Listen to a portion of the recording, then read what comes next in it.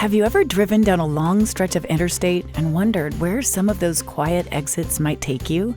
When we asked that question on our annual trip, we found some real gems hiding in plain sight.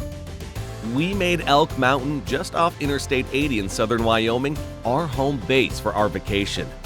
It turns out that those unassuming exits launched us to all kinds of adventures around Carbon County. We hiked into the forest near Elk Mountain and discovered wildflower peppered meadows and a scenic mountain lake to kick off our fun. On our way back to town, we learned about the tie hacks who cut lumber to build the nearby Union Pacific Railroad. We even found remnants of their cabins.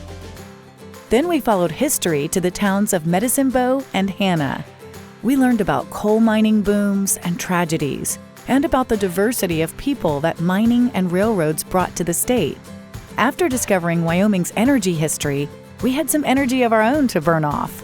The Hannah Rec Center was a perfect place to stretch our legs before hitting the road for Seminoes State Park.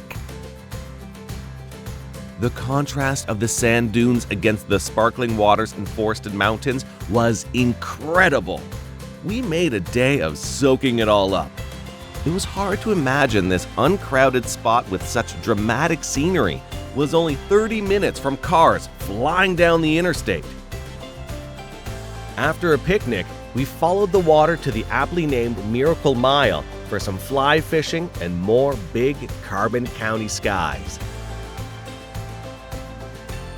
Between adventures, we returned to our home base each night, the Elk Mountain Hotel. This historic inn boasts walls covered in history, relaxing porches, and a restaurant perfect for topping off a vacation of discovery. With our paddle boards, fishing rods, hiking shoes, a cooler full of snacks, and a sense of curiosity, we found more than we hoped for when we slowed down in Carbon County. And there's even more to discover, including some wild ghost stories we hear. Or we could just stick to wildflowers and Wild West stories.